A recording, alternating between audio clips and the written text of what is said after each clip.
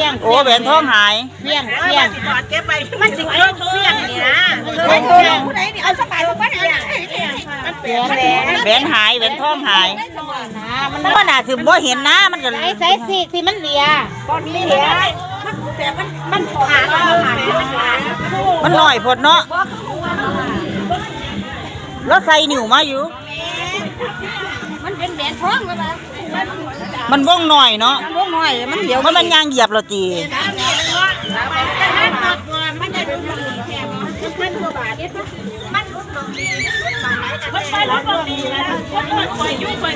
เป็นยังเทียโต๊กอ่ะแหวนทอง อันนี้ได้ทงผ่าบ่ทงเสียทงผ่านะมันหน่อยเนาะมันต้องหางสิหาได้หาเอาวะเนี่ยหาได้หาเอาเด้อโอ้เสียดายอยู่เด้ทองเนาะหาได้หาเอามาใส่เอา3ขวดมันว่องหน่อยเนาะไปยืนรอยังก็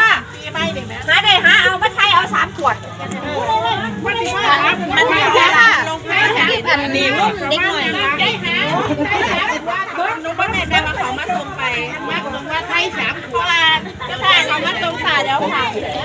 หน้าได้หน้ามันแล้วตอนเห็นแล้วครับเห็นแล้ว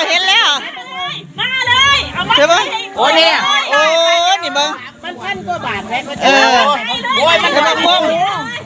โอ้มันก็หายากมันในบังวงเนาะนั่นเด้อน้อยมันนั่งเคลียร์หาเอาไปเศร้ามาไม่พอเลยดิ